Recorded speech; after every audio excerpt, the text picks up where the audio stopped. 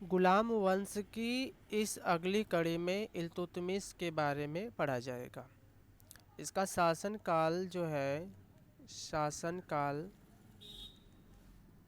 1211 ईस्वी से लेकर के 1236 ईस्वी तक माना जाता है। यह उसका शासन कालक्रम है। ठीक है, अब इल्तुतमिश के बारे में देखेंगे कि यह इल्तुतमिश कौन था। तो इल्तुतमिश जो ऐबक का गुलाम था, ऐबक का गुलाम था। ठीक है, इतनी बात समझ में आई। इसके बारे में और एक महत्वपूर्ण पॉइंट है, ये है कि यह इलबरी तुर्क था, इलबरी तुर्क था। ठीक है, और यह गुलाम भी था। क्यों गुलाम था? क्योंकि यह ऐबक ने इसे एक लाख, कितना, 1 लाख जीतल में खरीदा था। आई बात समझ में? जीतल, उस समय की प्रचलित जो मुद्रा थी जीतल, उसमें इसने 1 लाख रुपए में खरीदा था। ठीक है, इल्तुतमिश को किसने खरीदा? ऐबक ने खरीदा था। ऐबक भी गुलाम था। ठीक है, ऐबक भी गुलाम था। तो अगर बात करें गुलाम का गुलाम, ठीक है, इल्तुतमिश क्या, इल्तुतमिश को और क्या नाम से जाना जाता है? तो इल्तुतमिश को कह सकते हैं कि इल्तुतमिश यह गुलामों का गुलाम था, गुलामों का गुलाम कहा जाता है। अब टॉपिक को रिवाइज कर लीजिए। यह इल्तुतमिश जो है इलबरी तुर्क था। यह गुलाम था ऐबक का। ऐबक ने उसे 1 लाख जीतल में खरीदा था। ध्यान रखिएगा, जीतल की बात कर रहे हैं, क्योंकि मुद्राएं पूछी जाती हैं कि उस काल में कौन सी मुद्रा प्रचलित थी। ठीक है, यहाँ पर जीतल है। ठीक है, ऐबक भी गुलाम था। गुलाम होने की वजह से इसका जो गुलाम होगा तो गुलाम का गुलाम कहा जाता था, गुलाम का गुलाम नाम से जाना जाता थे। ठीक है, और एक इम्पोर्टेंट बात करें कि जब यह इस ऐबक ने इल्तुतमिश को खरीदा, खरीदने के बाद अपनी पुत्री की से विवाह कर दिया। ठीक है, और इस तरह से हम कह सकते हैं कि इल्तुतमिश ऐबक का दामाद था, ऐबक का दामाद था। ठीक है, यह पॉइंट आप नोट कर लीजिए। ठीक है, और यह जो इल्तुतमिश है, इल्तुतमिश है, ध्यान रखिएगा, यह ऐसा शासक है, ऐसा शासक है जो गुलाम से सुल्तान बना। क्या बना? सुल्तान। यह बहुत ही इम्पोर्टेंट टॉपिक्स है, ध्यान रखिएगा। यह पहला ऐसा शासक हुआ जिसने सुल्तान की उपाधि धारण की। आई बात समझ में? मतलब बात करें सुल्तान की, सुल्तान के बारे में देख लेते हैं। तो सुल्तान बनने से पहले बदायूं का सूबेदार था। इल्तुतमिश जो ना, सुल्तान बनने से पहले, सुल्तान बनने से पहले बदायूं का सूबेदार था। यह बात आप नोट कर लीजिएगा। ठीक है, और एक चीज़ आपको बता दें कि ऐबक का जो राजधानी थी वह लाहौर थी। ऐबक के समय ऐबक ने अपनी राजधानी लाहौर बनाई थी, और लाहौर से दिल्ली लाया गया, लाहौर से दिल्ली लाया गया। वह किसके द्वारा हुआ था? इल्तुतमिश के द्वारा हुआ। ऐसा यह भी इम्पोर्टेंट है कि लाहौर से दिल्ली राजधानी कब स्थानांतरित हुई, तो यह इल्तुतमिश के शासनकाल में ऐसा हुआ। आई बात समझ में? इसी वजह से तो दिल्ली का वास्तविक संस्थापक, दिल्ली का वास्तविक संस्थापक की अगर बात करें, संस्थापक की बात करें तो वह है इल्तुतमिश। आई बात समझ में? इस चीज़ को आप ध्यान रखिएगा, इल्तुतमिश दिल्ली का वास्तविक संस्थापक है। क्यों? क्योंकि वह जब ऐबक ने अपनी राजधानी लाहौर बनाया था तो उस समय ऐबक की मृत्यु के बाद लाहौर से दिल्ली जो राजधानी लाई गई वह इल्तुतमिश द्वारा लाई गई। ठीक है, और जब दिल्ली लाई गई तो दिल्ली का जो संस्थापक हुआ वह इल्तुतमिश ही हुआ। ठीक है, वैसे तो गुलाम वंश का संस्थापक ऐबक को माना जाता है। आई बात समझ में? गुलाम वंश का जो संस्थापक है वह ऐबक को माना जाता है। ठीक है, लेकिन दिल्ली का जो वास्तविक संस्थापक है, दिल्ली का वास्तविक संस्थापक, वास्तविक संस्थापक की अगर बात करें तो वह है इल्तुतमिश। इल्तुतमिश को माना जाता है। दिल्ली सल्तनत में ध्यान रखिएगा, दिल्ली सल्तनत का प्रथम शासक जिसने सुल्तान की उपाधि धारण की, नोट कर लीजिए, बहुत इंपॉर्टेंट लाइन है। दिल्ली सल्तनत का प्रथम शासक जिसने सुल्तान की उपाधि धारण की, सुल्तान की उपाधि धारण की, ठीक है। और ये ध्यान रखिएगा कि सबसे पहले दिल्ली सल्तनत की बात कर रहा है, दिल्ली सल्तनत की, तो आपको बता दें कि दिल्ली सल्तनत का प्रथम शासन गुलाम वंश का था, ठीक है। इसके बाद खिलजी वंश का होगा, तो खिलजी वंश को हम आगे पढ़ाएंगे। पहले यहाँ पर गुलाम वंश में इल्तुतमिश के बारे में पढ़ा रहे हैं, तो ध्यान रखिएगा दिल्ली सल्तनत का प्रथम शासक, और वो भी कैसा शासक जिसने सुल्तान उपाधि धारण की। सुल्तान अलग होता है, ठीक है, आई बस समझ में, सुल्तान की उपाधि धारण की, और सुल्तान की उपाधि धारण करने के बाद, ठीक है, अपने नाम के सिक्के चलाने वाला शासक था। अपने नाम का सिक्के चलाने वाला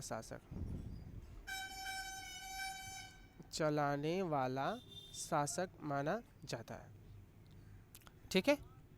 तो आगे देखें, आगे आगे हमें अगले पॉइंट पर मिलेगा। इसने अपनी राजधानी दिल्ली लाया, और दिल्ली लाने वाला प्रथम शासक था। दिल्ली राजधानी बनाने वाला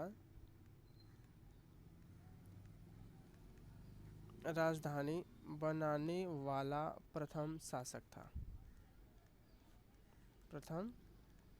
था, ठीक है। और एक मुख्य घटना इसके जीवन काल की मानी जाती है, जिसका नाम है 40 गुलाम सरदार। 40 गुलाम सरदार, इसके बारे में देखिए ध्यान से। 40 गुलाम सरदार क्या है, कि इसके यह किसकी द्वारा स्थापना की गई है, तो ध्यान से देखिए कि इल्तुतमिश ने अपने प्रशासन को सुचारू रूप से चलाने के लिए, प्रशासन को किस काम के लिए, ध्यान रखिएगा, प्रशासन को सुचारू रूप से चलाने के लिए, सुचारू रूप से चलाने के लिए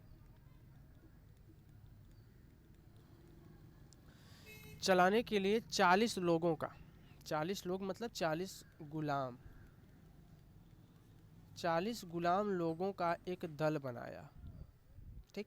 और यही दल 40 गुलाम सरदार नाम से प्रचलित है, और उसका अन्य नाम भी मिलता है आपको, तुर्क ए चहलगानी।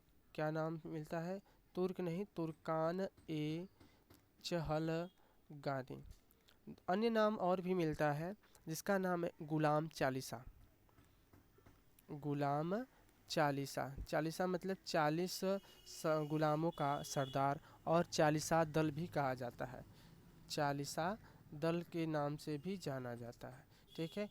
मतलब अपने प्रशासन को, इल्तुतमिश अपने प्रशासन को सुचारू रूप से चलाने के लिए 40 गुलाम सरदारों का एक दल बनाया, जिसका नाम रखा तुर्कान ए चहलगानी, या गुलाम चालीसा या चालीसा दल के नाम से जाना जाता है। आपको आगे पॉइंट पे भी कुछ चीज़ें मिलेंगी, ठीक है, इसी चालीसा दल के बारे में, ठीक है। बलबन, आगे आपको बलबन के बारे में बताया जाएगा। ध्यान रखिएगा कि बलबन भी इसी का सदस्य था, बलबन भी इसी चालीसा दल का सदस्य था। इस चीज़ को याद रखिएगा, बलबन क्यों, इसका यह बलबन को हम यहाँ पर लिखे हैं। मेन इम्पोर्टेंट बात यह है कि बलबन ने इस 40 दल को ख़त्म किया था। बोला है कि गुलाम चालीसा दल को ख़त्म करने का कार्य किसने किया, तो यह बलबन ने किया, ठीक है। स्टार्ट किसने किया था? इल्तुतमिश के द्वारा हुआ था, ठीक है। बलबन भी इसी का सदस्य था। यह भी आपको हम केवल बलबन के बारे में आगे पढ़ाएंगे, ठीक है। और एक महत्वपूर्ण बात आप नोट कर सकते हैं कि इल्तुतमिश को दिल्ली का प्रथम संपूर्ण प्रभुता संपन्न शासक भी माना जाता है। संपूर्ण प्रभुता संपन्न शासक भी माना जाता है, ठीक है। शासक भी माना जाता है। ठीक है, चलिए और इसके जीवन की एक प्रमुख घटना हुई थी तराइन का युद्ध। तराइन का युद्ध, अगर हम बात करें तराइन के युद्ध के बारे में, तराइन का प्रथम युद्ध की बात करें, फर्स्ट युद्ध की बात करें, तो वह भी हुआ था गौरी और पृथ्वीराज चौहान के बीच में। चौहान के बीच में हुआ था। कब हुआ था? 1191। कौन जीता था? चौहान जी विजयी हुए थे। ठीक है, विजय हुए थे। अगर तराइन का सेकेंड युद्ध की बात करें तो वह भी गौरी और चौहान के बीच में हुआ था। समय काल है 1192 ईस्वी में। इसमें कौन जीता? गौरी जीता। ठीक है, विजय कौन हुआ? गौरी हुआ। और तृतीय युद्ध की बात करें तो यही है तृतीय युद्ध इल्तुतमिश से संबंधित 1215 ईस्वी में। कब है? 1215 ईस्वी में इल्तुतमिश और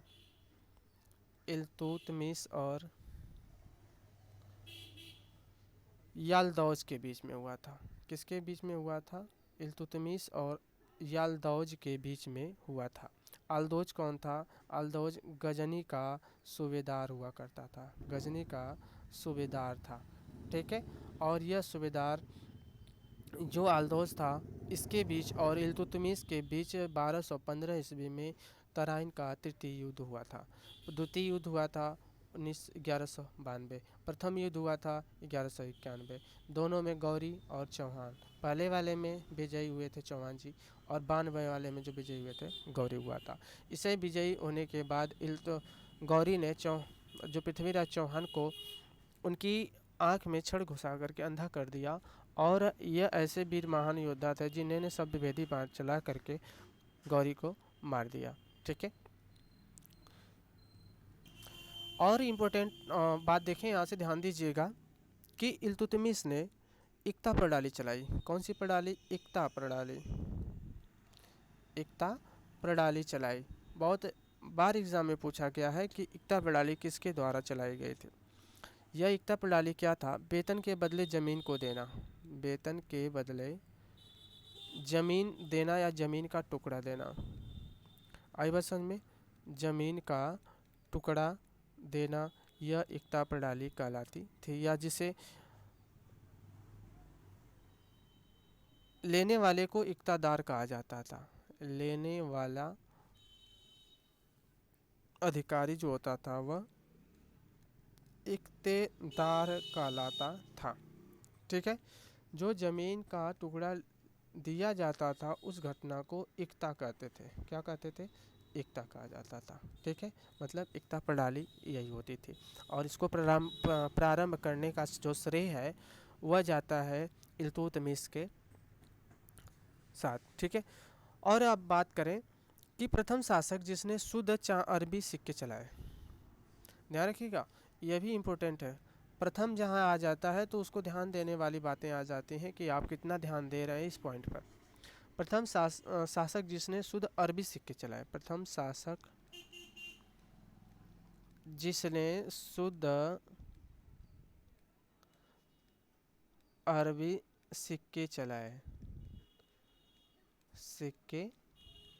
चलाए, यह ऐसा प्रथम शासक था। ठीक है, और इन सिक्कों में चांदी का भी सिक्का था, और तांबे का भी सिक्का था। चांदी के सिक्के को टंका कहा जाता था। टंका बहुत ही इम्पोर्टेंट है, बहुत ही दोनों सिक्कों के बारे में पूछा जाता था।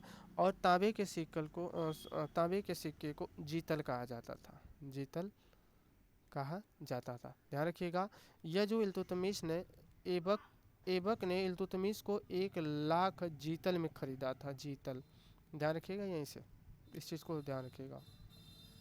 और तांबे के सिक्के को जीतल कहा जाता था, और टंका जो सिक्का है वह चांदी का सिक्का हुआ करता था, जिसे टंका कहा जाता था। वह प्रचलित करवाया।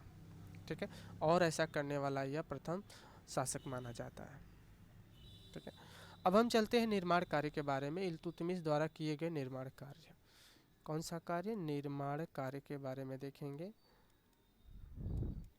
पहला कार्य देख लेते हैं कि जो कुतुब मीनार बना है दिल्ली में स्थित कुतुब मीनार, उसको प्रारंभ कुतुबुद्दीन ऐबक ने किया था। बट उसकी मृत्यु के बाद कुतुब मीनार का पूर्ण निर्माण करवाया। कुतुब मीनार का निर्माण पूर्ण करवाया, निर्माण पूर्ण करवाया। इस चीज़ को याद ध्यान रखिएगा। कुतुब मीनार की जो नींव है वह डाली थी कुतुबुद्दीन ऐबक ने, बट उसको पूर्ण कराने का श्रेय जो जाता है वह इल्तुतमिश को जाता है।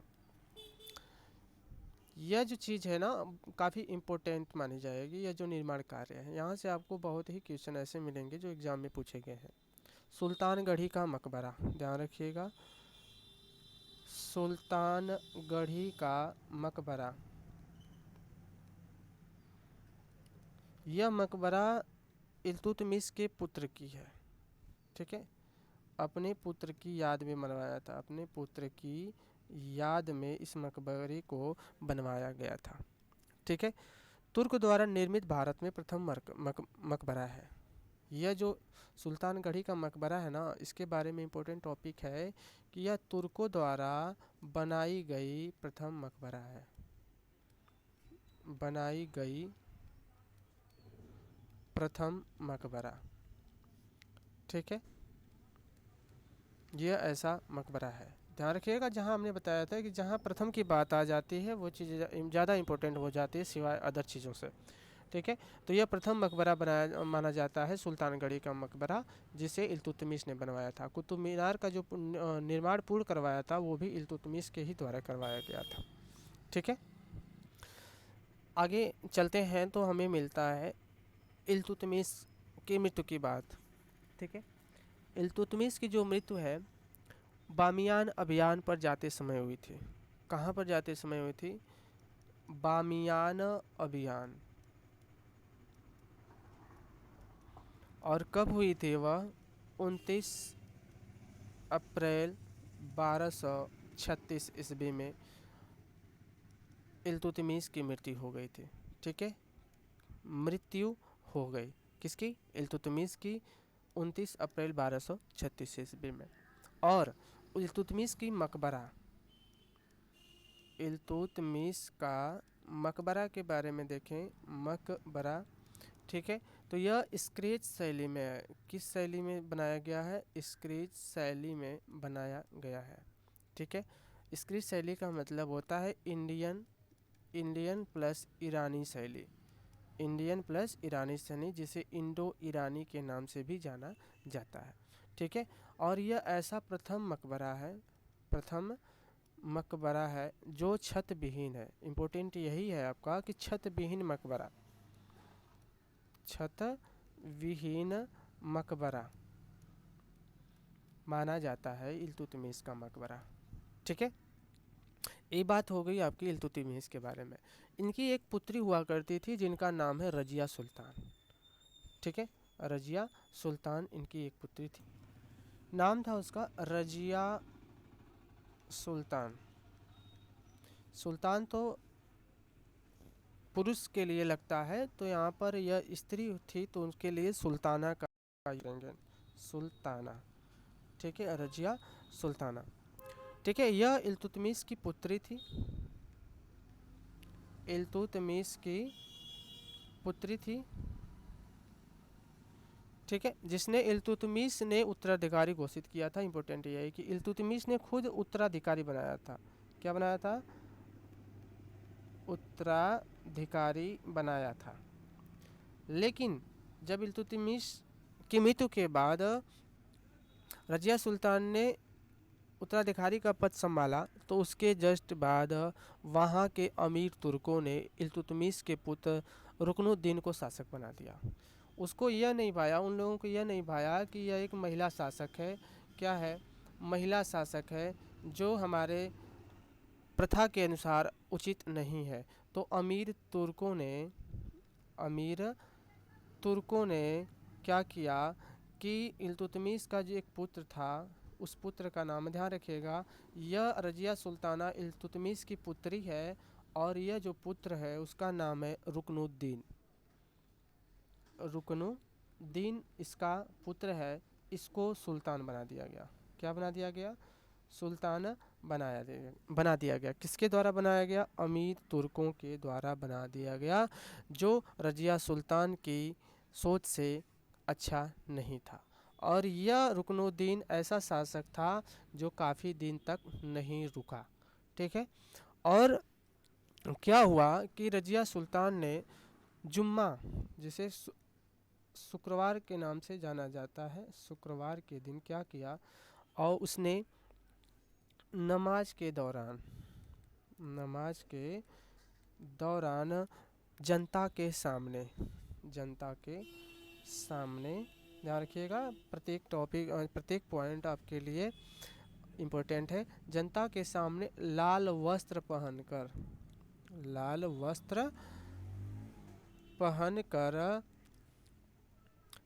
ठीक है, जनता से सहायता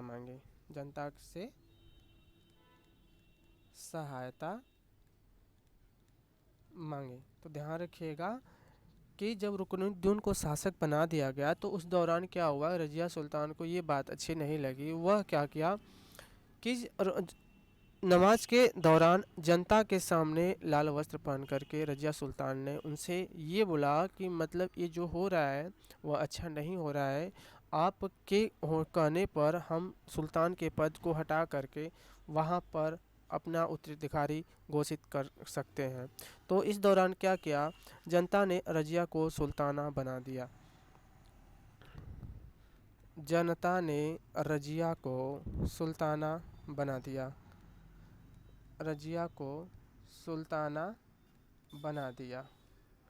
ठीक है, ये पॉइंट आप ध्यान दीजिएगा कि जनता द्वारा पहला ऐसा दिल्ली शासक को चुना गया।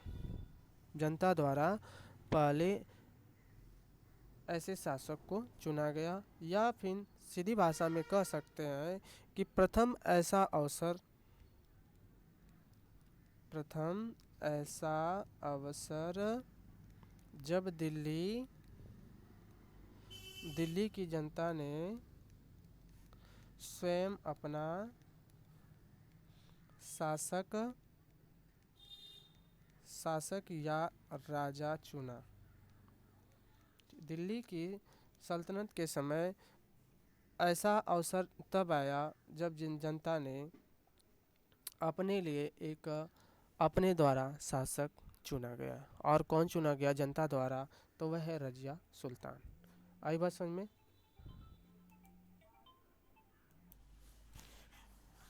रजिया सुल्तान प्रथम मुस्लिम शासिका थे।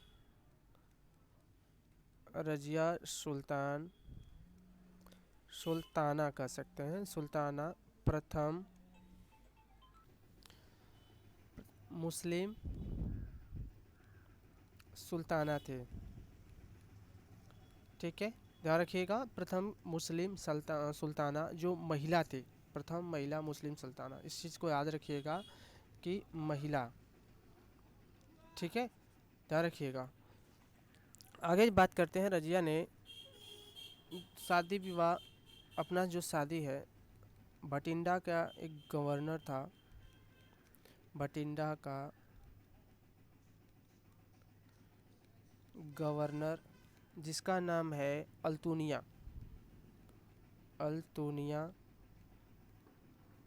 इस अल्तुनिया से किया। ठीक है, शादी के कुछ टाइम बाद अल्तुनिया और रजिया सुल्ताना, रजिया को पंजाब में मार दिया गया। ठीक है, और पंजाब नहीं, हरियाणा में एक स्थान है कैथल, इस स्थान पर कुछ डाकुओं के द्वारा मारा गया था। ठीक है, डाकुओं के द्वारा मारा गया। ठीक है, इसकी मृत्यु के बाद अभी हमने बताया था जस्ट ऊपर आपको बलबन हमने बताया था कि जब वह रजिया सुल्ताना की मृत्यु हुई तो बलबन ने, जो चालीसा दल का सदस्य था, उसने अपना राज्य संभालना स्टार्ट कर दिया। ठीक है, अब इसके बाद हम पढ़ेंगे बलबन के बारे में। जो जानकारी होगी वह हम आपको अगले वीडियो में बढ़ाएंगे।